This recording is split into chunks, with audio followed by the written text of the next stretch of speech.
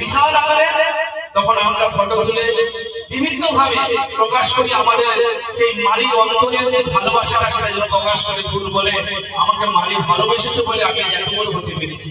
তেমনি একটা সন্তানও সেটা প্রকাশ করুক আমার মায়ের ভালোবাসা, মায়ের আদর্শ, আমার বাবার চেতনা ভাবনা, আমার বাবার কষ্টের সৌন্দর্য যেন আমাকে বড় করে তুলেছে। ওই জন্য ফুলে সেই মালির মতো বলতে পারে যে আমার বাবাই এই বাগানের মালিক, আমার মাই এই বাগানের মালিক। এই চেতনা ভাবনাগুলো আমাদের প্রত্যেককে নিতে হবে। বাস্তবিক কাছ থেকে কিন্তু আমরা প্রত্যেকটা বই থেকে অন্তর নিয়ে তো অনেক কিছু জিনিস পাই, কিন্তু জানি না কতটা অন্তরে আমরা গ্রহণ করি। যেমন বিদ্যাসাগরের একটা বই থেকে সদা সত্য কথা বলবো, কখনো কুবাক্য বলবো না, এই কথাগুলো যখন লিখে দিই মাস্টারমশাই 5-এর 5 দিয়ে দিল, কিন্তু আমরা হয়তো দেখা যাবে ওই কথাটাকে অন্তরে গ্রহণ না করে সবসময় মিথ্যার আশ্রয় নিয়েছি। ওকে বোঝাতে হবে 5-এর 5 পেলে হবে না, বাস্তবতাকে নিয়ে আসতে হবে, আমাদের চেতনা ভাবনাকে বাড়াতে হবে। ঠিক আছে, আস্তে আস্তে অনেক কথা হবে। আমরা আরো যদি কেউ বলতে চান আপনাদের মধ্যে বিনিময় হোক, ভালোবাসা উঠে আসুক। এবারে আমরা আবৃত্তি শুনে নেব। অনুষ্কা চলে আসো, অনুষ্কার কাছে একটা আবৃত্তি শুনে নেব। অনুষ্কা খুব সুন্দর আবৃত্তি করে বিভিন্ন প্রতিযোগিতায়, হ্যালো, ও বিভিন্ন প্রতিযোগিতা থেকে অনেক সুন্দর সুন্দর পুরস্কার পেয়েছে। ও 4র্থ শ্রেণীর ছাত্রী আমাদের বিদ্যালয়ে, তাই ওর জন্য হার্দিক অভিনন্দন থাকবে। বড় হয়ে উঠেছে, যিনি বাংলার 6টি ঋতুর আনাগোনার মধ্যে প্রতিনিধিত্বে হৃদয় স্পর্শ করে গেছেন, তিনি হলেন আমাদের কবিগুরু রবীন্দ্রনাথ ঠাকুর। যখন রবীন্দ্রনাথ ঠাকুরের স্ত্রী মারা যান, সেই সময় রবীন্দ্রনাথ ঠাকুরের ছোট ছোট ছেলে মেয়েরা ছিল, তিনি কি করে তাদেরকে শান্ত করবেন খুঁজে পাচ্ছেন না। তিনি কি করলেন, অনেকগুলো কবিতা লিখলেন, অনেক কাব্যগ্রন্থ লিখে ফেললেন। সেই কাব্যগ্রন্থের একটা কবিতা ছিল বীর পুরুষ। সেই বীর পুরুষ কবিতাটা যখন তার সন্তানটা শুনতো, তার আনমনে তার বাবার দিকে তাকিয়ে সেই বাবার কবিতা বার্তা শুনতেন। তাহলে সেই বীর পুরুষ কবিতার মধ্যে কি ছিল? রবীন্দ্রনাথ কেন ছোট ছোট ছেলেদেরকে সেই বীর পুরুষ শুনিয়ে তাদেরকে আনন্দ দিত? আজ আমরা অনুষ্কার কাছে শুনবো, আমরা সকলেই সেই বীর পুরুষের আনন্দ শুনবো অনুষ্কার মুখ থেকে। নমস্কার। বীর পুরুষ বিশ্বকবি রবীন্দ্রনাথ ঠাকুর। মনে করো যেন বিদেশ ঘুরে মাকে নিয়ে যাচ্ছি অনেক দূরে। তুমি যাচ্ছ পালাতে বাজরে, দরজা দুটো একটু ফাঁক করে। আমি যাচ্ছি রাঙা ঘোড়ার পরে, তবু গিয়ে তোমার পাশে পাশে। রাস্তা থেকে ঘোড়ার ঘুরে ঘুরে রাঙা ধুলোয় মেঘ উড়িয়ে আসে।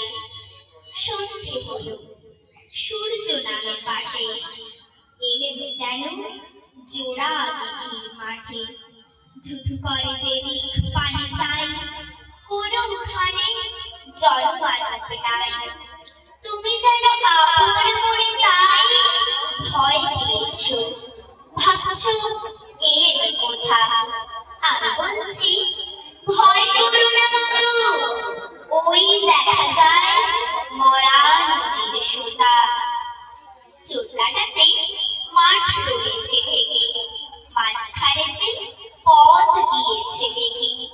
গরু বাছুর নেই কোনোখানে, সন্ধে হতেই গেছে গায়ের বাড়ি। আমরা কোথায় যাচ্ছি কে তা জানে, অন্ধকারে দেখা যায় না ভালো। তুমি যেন বললে আমায় ডেকে, দিঘির ধারে ওই যে কিসের আলো। এমন সময় হারে ওই যে তারা আসতেছে ডাকছে। তুমি ভয় পাল্টিতে এখনই ঠাকুরকে নিয়ে স্মরণ করছো মনে। পেয়ারাগুলো পাশের কাটা বনে, পাল্টা ছেড়ে কাঁপছে থর থর। আমি যেন তোমায় বলছি ডেকে, আমি আছি, ভয় কেন বা করো। হাতে লাঠি, মাথায় ছাকরা চুল, কানে তাদের বোঝা জবার ফুল। আমি বলি তারা খবরদার, এক পা কাছে আসিস যদি আর, এই যে দেখ আমার তলোয়ার, টুকরো করে দেব তোদের সেরে। শুনে তারা লাফ দিয়ে উঠে চেঁচিয়ে উঠল, হারে